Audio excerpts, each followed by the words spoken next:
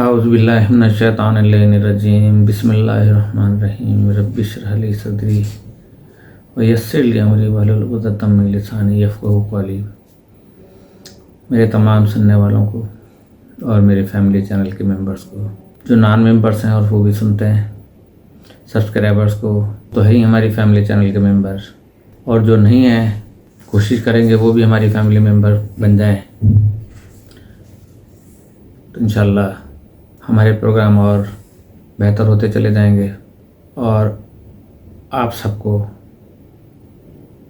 جو دیکھتے ہیں نہیں دیکھتے ہیں، سنتے ہیں نہیں سنتے ہیں، سب کو میری طرف سے السلام علیکم ورحمۃ اللہ وبرکاتہ۔ سب سے زیادہ بغیر کسی توقف کے میں بہت ہی زیادہ شکر گزار ہوں، اور فخر بھی ہوتا ہے اپنے فیملی چینل کے ممبرس پر کہ ایسے ایسے سوالات پوچھ لیتے ہیں کہ جو میرے لیے بھی مشکل ہو جاتے ہیں، لیکن میں حتی المقدور کوشش کرتا ہوں کہ مطمئن کر سکوں، کیونکہ وہ میرے کہے ہوئے الفاظ ہوتے ہیں جن میں سے آپ سوالات نکالتے ہیں، اور یہ ایک اچھے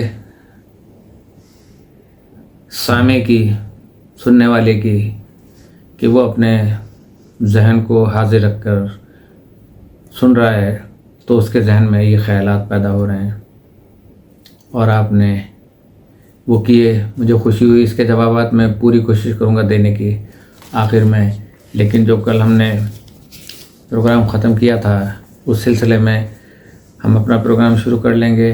کل اگر محرم کا چاند نکل آیا تو ہم انشاءاللہ اپنا اس موضوع کو کچھ دنوں کے لیے موقوف کر دیں گے، اور پھر محرم کے موضوع پر انشاءاللہ گفتگو ہوگی، تاکہ میرے تمام فیملی چینلز کے ممبر میں کوئی ابہام نہ رہے کہ واقعہ کیوں پیش آیا، کس وجہ سے آیا۔ تو چلتے ہیں پروگرام کی طرف۔ کل ہم نے یہ ختم کیا تھا کہ فرانس میں 50% لوگوں کا خیال یہ ہے کہ دین کو گزشتہ 10 سالوں کی نسبت زیادہ پذیرائی ملی ہے۔ تو اب ہم شروع کرتے ہیں کہ فطرت و اخلاق۔ انسان میں موجود اخلاقی قدریں فطرت میں ودیعت شدہ قدروں کی طرح ہیں۔ انسانی فطرت اچھے اخلاقی کاموں کو شرافت مندی تصور کرتا ہے، جیسے ایثار اور انصاف ہیں، انہیں انجام دینے سے خود کو نیک اور بڑا تصور کرتا ہے۔ اسی طرح انسان فطرت اللہ کو جانتی ہے، لیکن وہ اس بات کی طرف متوجہ نہیں ہے۔ وہ اللہ کے قوانین جانتی ہے، اللہ کی خوشنودی بھی جانتی ہے، اور انسان نیک کام فطری طور پر برائے رضائے خدا انجام دے رہا ہوتا ہے، لیکن خود نہیں جانتا کہ برائے رضائے خدا انجام دے رہا ہے، بس انجام دے رہا ہوتا ہے۔ وہ سمجھتا ہے کہ اس کام سے اس کا ضمیر خوش ہوتا ہے، لیکن وہ متوجہ نہیں کہ اس کے ضمیر کا خوش ہونا فطرت کی طرف سے ہے، اور فطرت اللہ کی طرف سے ہے۔ اس طرح اس کا ضمیر اور اس کا خوش ہونا اللہ کی خوشی کے آثار ہیں۔ اس مقام پر شہید مطہری رحمۃ اللہ علیہ کہتے ہیں کا ایک خوبصورت قول قابل ذکر ہے، جو میں آپ کے سامنے پیش کر رہا ہوں، کہ انسان ایک شرافت و کرامت کا مالک ہے۔ جو عطیہ الہی ہے وہ اس کرامت کا احساس کرتا ہے، بعد میں وہ ان اعمال و کردار میں یہ بھی محسوس کرتا ہے کہ کون سا کام اس کی شرافت سے مناسبت رکھتا ہے اور کون سا نہیں رکھتا ہے۔ جب محسوس کرتا ہے کہ یہ کام اس کی شرافت و کرامت سے ہم آہنگ ہے تو اسے نیک تصور کرتا ہے، اور جو کام اس کی شرافت کے ساتھ ہم آہنگ نہیں ہے تو اسے برا سمجھتا ہے۔ خوب و بد ہونا چاہیے، نہیں ہونا چاہیے کا یہ کلی معیار ہے۔ کمالات نفسانی میں تمام انسان یکساں ہیں۔ جب یکساں ہیں تو سب کی پسند ایک ہو جاتی ہے، سب لوگ ایک رنگ میں رنگے جاتے ہیں، سب کا نظریہ یکساں ہوتا ہے، جبکہ یہی لوگ جسامت، طبیعت و مزاج میں مختلف ہوتے ہیں، اور مختلف حالات میں مادی ضروریات بھی مختلف ہوتی ہیں۔ اس کے باوجود کمالات نفسانی میں تمام انسان یکساں نظر آتے ہیں، اور سب کی پسند و ناپسند، خوب و بد یکساں اور دائمی ہے، اور تمام اخلاقی رذائل خواہ اجتماعی ہوں یا غیر اجتماعی، اس معیار پر تولے جاتے ہیں۔ شہید مطہری رحمۃ اللہ علیہ کی اس تقریر سے اس آیت کریمہ کی وضاحت ہو جاتی ہے، جس میں اللہ تعالیٰ ارشاد فرماتا ہے سورہ شمس آیت نمبر 7 اور 8 میں، وَنَفْسٍ وَمَا سَوَّاهَا فَأَلْهَمَهَا فَجُورَهَا وَتَقْوَاهَا، اور قسم ہے نفس کی اور اس کی جس نے اسے معتدل کیا، پھر اس نفس کو اس کی بدکاری اور اس سے بچنے کی سمجھ دی۔ چنانچہ نفس انسانی میں یہ پیمانہ ودیت کیا گیا ہے کہ کون سا عمل نیک ہے اور کون سا بد ہے۔ اگر کوئی سوال کرے کہ آج کے صنعتی دور میں انسان کو ضرورت کی تمام چیزیں میسر ہیں، مسافتیں کم ہو گئی ہیں، حتیٰ کہ فضائیں بھی مسخر ہو گئی ہیں، اور تقریباً بہت سے قدرتی وسائل انسان کی دسترسی میں آ گئے ہیں، ان حالات میں دین کی کیا ضرورت ہے؟ تو دین کی ضرورت اس وقت تھی جب انسان ان سب محرومیوں کا مداوا دین میں تلاش کرتے تھے۔ آج محرومیت ختم ہو گئی ہے، دین کی ضرورت بھی ختم ہے۔ اس کا جواب آج کے ترقی یافتہ معاشروں سے پوچھ لیں، جتنے بھی ترقی یافتہ معاشرے ہیں، کہ کیا صنعتی ترقی نے دین کی جگہ لے لی ہے اور مادی وسائل کی فراوانی سے انسان کو سکون میسر آ گیا ہے؟ دنیا کے ترقی یافتہ ملکوں کے انسان، جنہیں ہم خوشحال کہتے ہیں، خوش بھی ہیں؟ ایک سروے کے مطابق دنیا کا کوئی خوشحال ملک خوش نہیں ہے، اور جو ملک خوشحال نہیں ہے وہ زیادہ خوش ہے۔ چنانچہ اس رپورٹ کے مطابق بنگلہ دیش سب سے زیادہ خوش ملک ہے۔ اشتراکی ممالکت نہ خوش ہیں نہ خوشحال، لیکن بنگلہ دیش خوش ہے۔ ایک خبر چھپی تھی کہ امریکہ کے ایک جوڑے نے تفریح کے لیے جانے کا پروگرام بنایا، لیکن بارش کی وجہ سے وہ تفریح پر نہ جا سکا، دونوں نے خودکشی کر لی۔ توجہ رہے، مشرق کا انسان تفریحی پروگرام منسوخ ہونے کی وجہ سے چائے کی ایک پیالی بھی نہیں چھوڑے گا، جبکہ صنعتی ترقی یافتہ اور مادیت کا انسان اپنی جان چھوڑ دیتا ہے۔ اب ایک اہم سوال، فطرت سے سوال، کیا فطرت سے کیا کر سکتے ہیں؟ کیا وجہ ہے کہ انسان اپنی زندگی کی ضروریات فراہم ہونے پر خوش اور مطمئن ہوتا ہے؟ اگر گھر نہیں تو چھت ملنے پر خوش ہوتا ہے، اگر لباس نہیں تو لباس ملنے پر سکون ملتا ہے، اگر کھانے کے لیے کچھ نہیں تو کھانا ملنے پر اطمینان حاصل ہوتا ہے، لیکن جب اس کے پاس ضرورت سے زیادہ سرمایہ آ جائے تو بے سکون ہو جاتا ہے۔ ایک مزدور سکون کی زندگی گزار رہا تھا، سکون کی نیند سوتا تھا، اچانک اس کی لاٹری نکل آئی، کروڑوں کا مالک بن گیا، سکون چھن گیا، نیندیں حرام ہو گئیں۔ اس سے واضح ہے کہ مادی وسائل دین کا متبادل نہیں ہے۔ ایک اور سوال پیدا ہو سکتا ہے کہ کیا سائنسی پیش رفت سے دین کی ضرورت ختم نہیں ہو جاتی؟ جواب یہ ہے کہ اگر سائنس دین کی جگہ لے لیتی تو 19ویں 20ویں خصوصاً 21ویں صدی میں دین کی ضرورت ختم یا کم ہونی چاہیے تھی، جبکہ سائنسدان انسان کو اخلاقی ضمانت اور درست نظریہ حیات فراہم نہیں کر سکتی۔ تمام اقوال و ملل اپنے زمانے کے طرز فکر کے مطابق ایک مافوق الفطرت طاقت پر ایمان رکھتی ہیں۔ فرائڈ بومیان ٹوٹیم کی قوم کے بارے میں لکھتے ہیں کہ یہ قوم وحشی اور آدم خور ہونے کے باوجود ایک قوم بنام توتم یا ٹوٹم پر ایمان رکھتی ہے۔ اب وہ ٹوٹم ان کا کچھ بھی ہو، ان کا دیوتا ہے یا کیا ہے کیا نہیں ہے، تو ما قبل تاریخ کے زمانے تک جستجو میں مذہب کے بغیر کوئی اور زمانہ نظر نہیں آتا۔ چنانچہ آثار قدیمہ اور زمین کے طبقات کی تحقیقات کرنے پر بھی کوئی لامذہب جگہ اور زمانہ دیکھنے میں نہیں آیا۔ طبیعت اس سرشت کو کہتے ہیں جس کی بنیاد پر مادی چیزیں تخلیق ہوتی ہیں۔ حضرت امام ابو الحسن علیہ السلام سے روایت ہے کہ جسم کی طبیعتیں 4 ہیں: ہوا اور نسیم نمبر 1، چنانچہ ہوا کے بغیر زندگی ممکن نہیں ہے اور سانس کے ذریعے جسم میں موجود بیماری اور کثافت کاربن ڈائی آکسائڈ باہر پھینک دی جاتی ہے۔ نمبر 2، زمین، اس سے خشکی اور حرارت پیدا ہوتی ہے چونکہ زمین سورج کی حرارت کو محفوظ کرتی ہے، جذب کر لیتی ہے۔ نمبر 3، غذا، غذا سے خون بنتا ہے، چنانچہ غذا معدے میں جاتی ہے تو معدہ اسے نرم اور پھر صاف کر دیتا ہے، پھر اس غذا کے عمدہ حصے کو خون کا حصہ بنا کر طبیعت اسے جذب کر لیتی ہے اور باقی ماندہ فضلہ باہر پھینک دیتی ہے۔ نمبر 4، پانی، پانی سے بلغم پیدا ہوتا ہے۔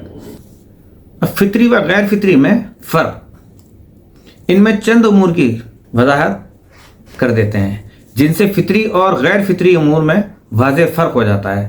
پہلی علامت یہ ہے کہ کسی بات کے فطری ہونے کا مطلب یہ ہے کہ انسان کی جبلت اس کی ذات اور طبیعت سے وابستہ ہے، لہذا فطری بات انسان میں ہر حالت، ہر ذات، ہر علاقے اور ہر زمانے میں موجود ہوا کرتی ہے۔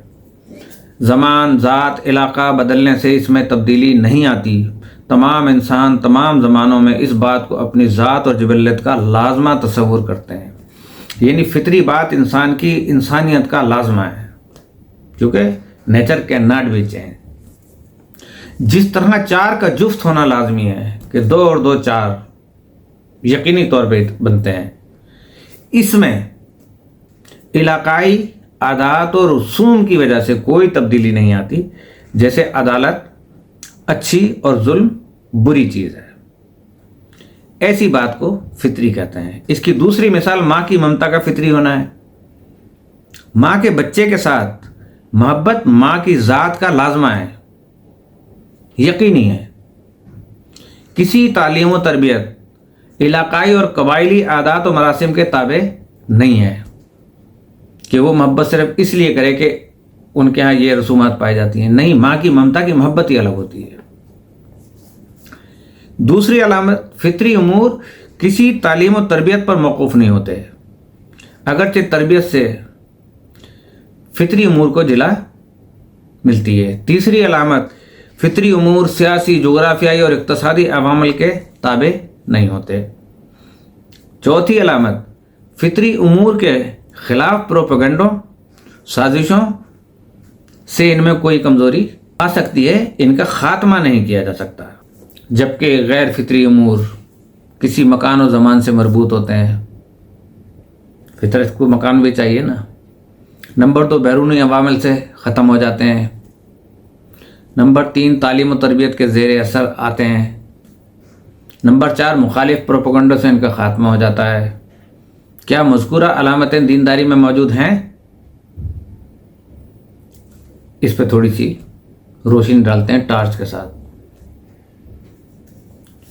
پوری تاریخ انسانی میں دینداری کا موجود ہونا انسانی تاریخ کا مطالعہ کرنے والوں پر عیاں ہو گیا ہے کہ دینداری کوئی ایسی بات نہیں ہے جو انسانی وجود کے ساتھ نہیں اور بعد میں پیدا ہوئی ہو، بلکہ انسان کے ساتھ ساتھ دینداری موجود رہی ہے، اور اس قدیم ترین انسانی تاریخ کا گہرا مطالعہ کرنے والوں پر واضح ہو گیا ہے کہ مختلف اقوام، علاقوں اور مختلف رنگ و نسل سے تعلق رکھنے والے سب ایک معبود کے قائل تھے، جو ان کے آداب و رسوم اور روایات میں نمایاں نظر آتا ہے۔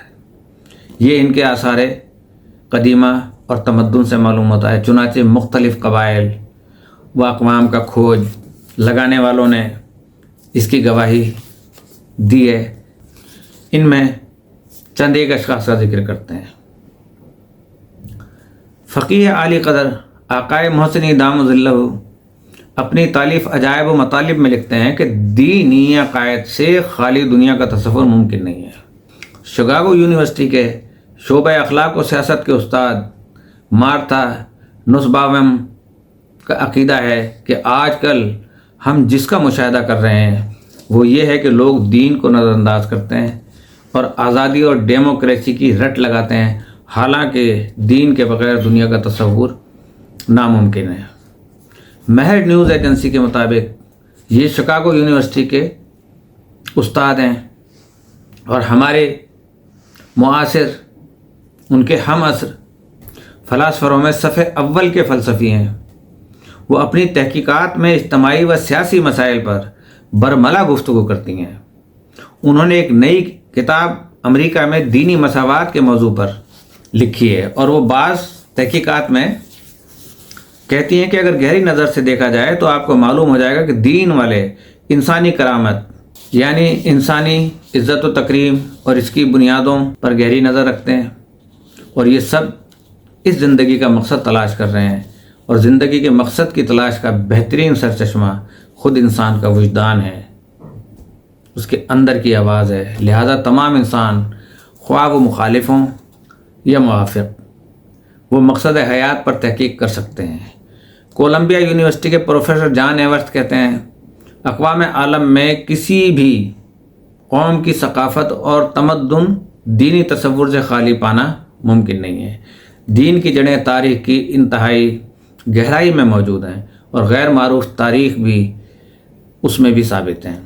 اگر تاریخ ہمارے لیے دلیل بنتی ہے تو ماضی اور انسانی تاریخ سے یہ نتیجہ اخذ کر سکتے ہیں کہ انسان اپنے وجود میں یہ احساس رکھتا ہے کہ کسی بلند طاقت کے سامنے جھکنا لازمی ہے، یعنی وہ طاقت جو تمام حقائق کی سرچشمہ ہے۔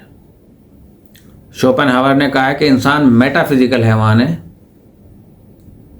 پاسکل کہتے ہیں کہ اللہ کے وجود پر گواہی دینے والا قلب ہے، عقل نہیں ہے۔ ہردون فرنسی کہتے ہیں کہ عقل سے اللہ کا وجود انکشاف ہوتا ہے اور قلب اس کی گواہی دیتا ہے۔ جوں جوں کائنات کو دیکھتا اور اس کی ساخت کا مطالعہ کرتا ہوں، اتنا میرے اس یقین میں اضافہ ہو جاتا ہے کہ کسی نہ کسی طریقے سے اسے ہماری آمد کی پیشگی اطلاع مل چکی ہے۔ کیلیفورنیا یونیورسٹی کے پروفیسر رام چندرن نے انسان کے جسم پر نماز کی حیرت انگیز تاثرات کا اور تاثیر کا پتہ چلایا ہے۔ رام چندرن نے امریکہ کے بعض اسکالرز کے ساتھ مل کر انسانی جسم پر نماز کے مترتب ہونے والے حیرت انگیز اثرات پر تحقیقات کی، تو نماز کی حالت میں انسانی دماغ کی فعالیت میں اضافے اور روحانی طور پر سکون حاصل ہونے کا علم ہوا ہے۔ اس سائنسی تحقیقات سے پتہ چلا کہ نماز شروع کے 50 سیکنڈ بعد یہ حالت شروع ہو جاتی ہے۔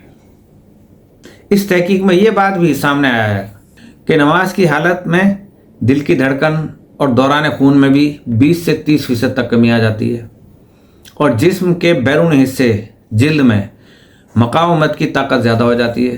اس طرح حالت نماز میں نماز کی مغز کی جو تصاویر لے گئی ہیں، ان سے پتہ چلتا ہے کہ حالت نماز میں نمازی کا دماغ دوسرے حالات کی بنسبت زیادہ فعال ہو جاتا ہے، اور نمازی کے مغز کی اعصابی رگوں سے نورانی شعاعیں اٹھنا شروع ہو جاتی ہیں۔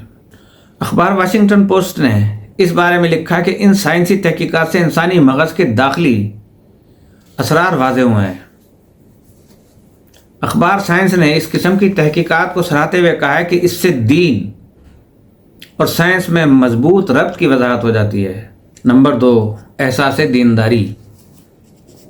انسان اگر کسی دینی ماحول اور تربیت سے دور رکھا جائے تو بھی بلوغ کی عمر 16 سال میں، پاکستان میں 18 سال میں خود بخود دین کا رجحان پیدا ہوتا ہے۔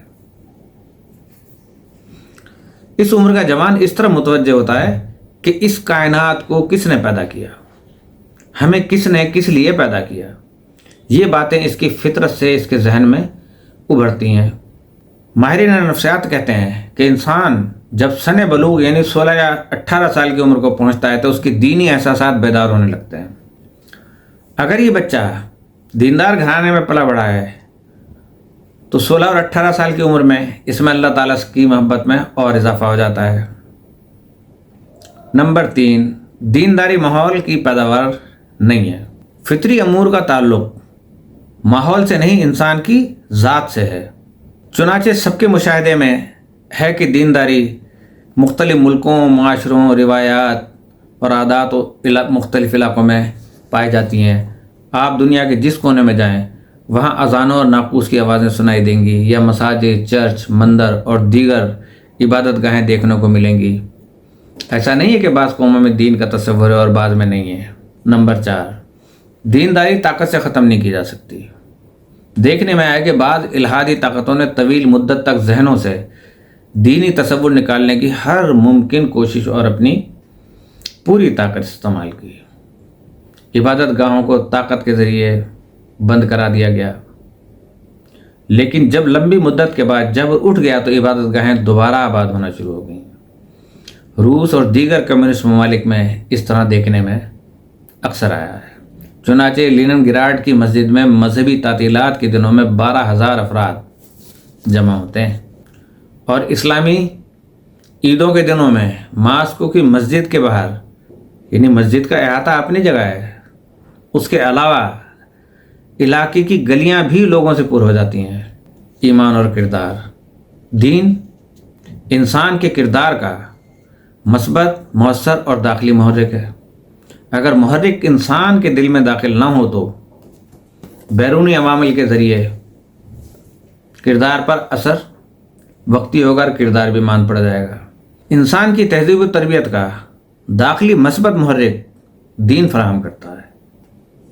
یہ محرک چونکہ انسان کی انسانیت سے پھوٹتا ہے، لہذا دائمی اور ہر حالت میں موجود ہوتا ہے اور موجود رہتا ہے اس میں۔ اگر دین سے فراہم ہونے والے مثبت عوامل نہ ہوں تو انسان کے منفی محرکات اور عوامل فعال ہو جاتے ہیں اور معاشرے میں بے حیائی اور شہوت پرستی غالب آ جاتی ہے، جیسا کہ ہم مغربی معاشروں میں دیکھتے ہیں۔ اب سورہ محمد آیت نمبر 12 میں اللہ تعالیٰ ارشاد فرماتا ہے کہ اور جو لوگ کافر ہو گئے وہ لطف اٹھاتے ہیں اور کھاتے ہیں تو جانوروں کی طرح کھاتے ہیں۔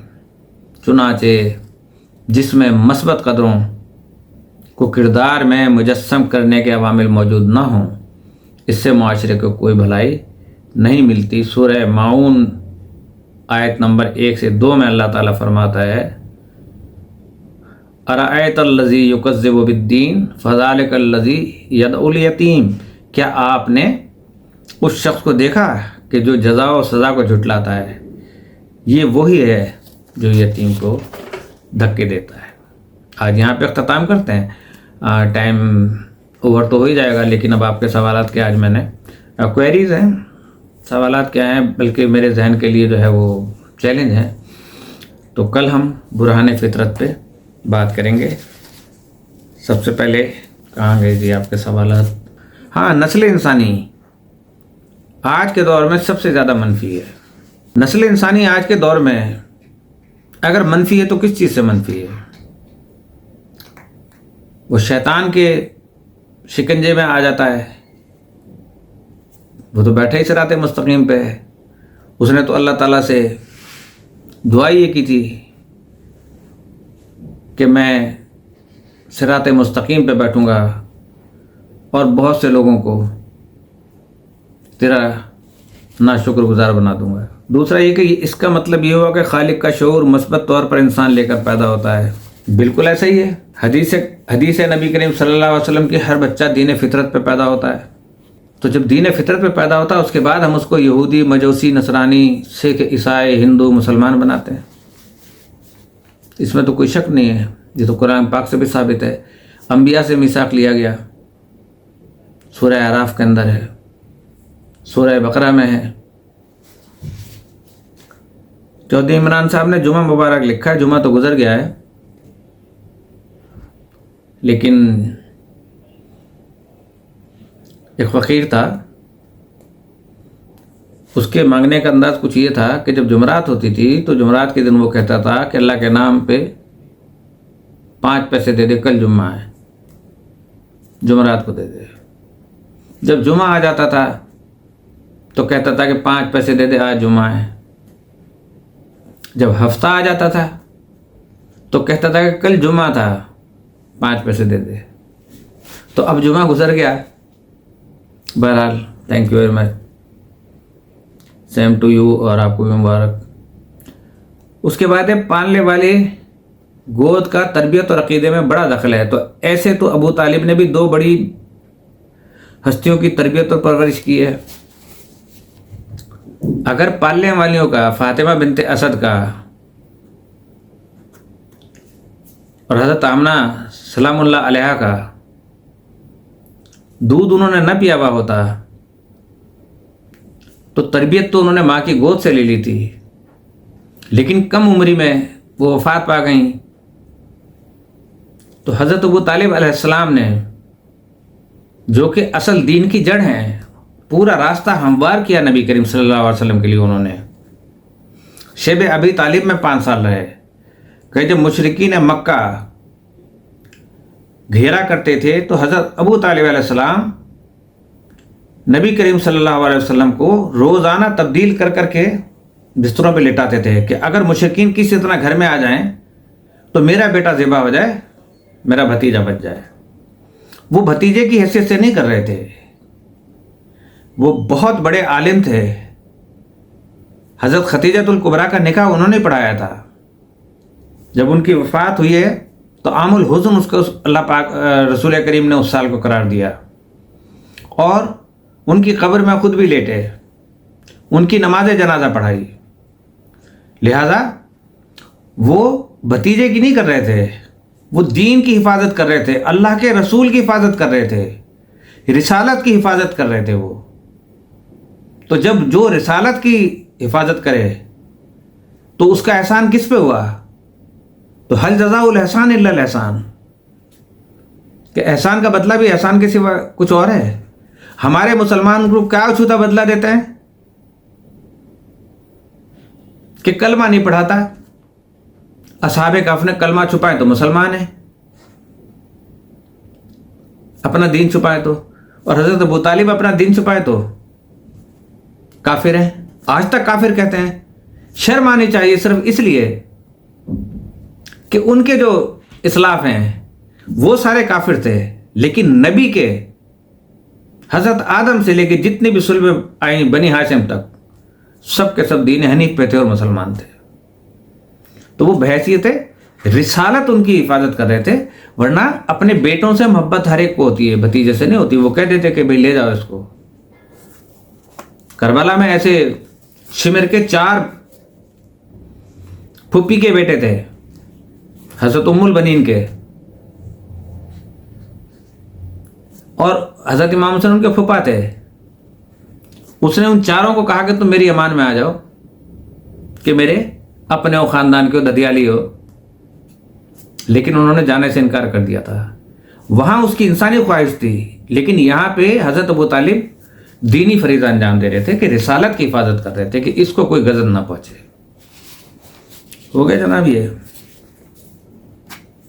تو اس طرح 2 بڑی ہستیوں کی انہوں نے پرورش کی اور مرتے دم تک کرتے رہے۔ پھر اپنے اولاد بھی جو ہے وہ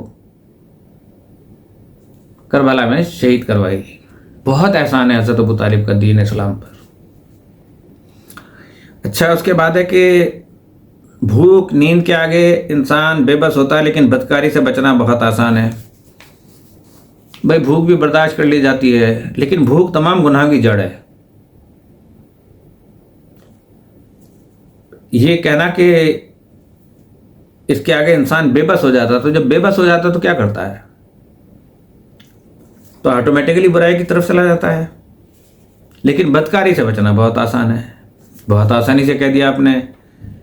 یہ کیسے آسان ہو سکتا ہے؟ بدکاری تو شیطان نے کہا میں آپ کے صراط مستقیم پہ بیٹھا ہوں، مسجد کے دروازے پہ بیٹھا ہے۔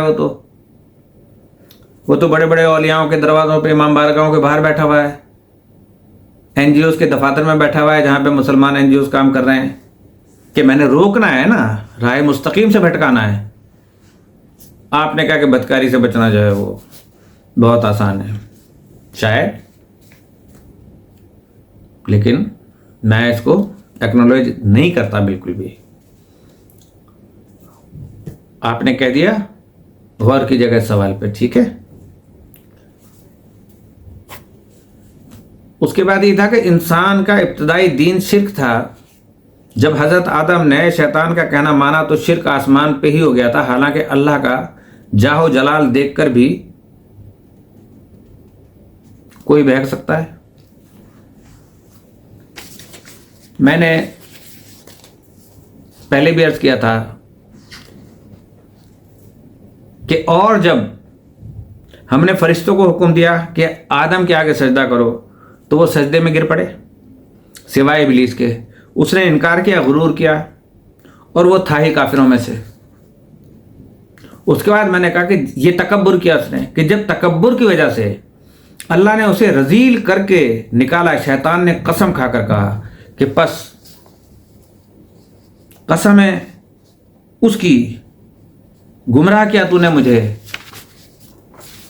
تیری صراط مستقیم پہ بیٹھوں گا اور دائیں بائیں سے لوگوں کو بہکاؤں گا, تو ان میں سے بتہروں کو نہ شکر گزار تو پائے گا, شکر گزار نہیں پائے گا. اللہ نے فرمایا کہ ان لوگوں میں سے جو تیرا کہنا مانے گا یقیناً میں ان سے جہنم کو بھر دوں گا.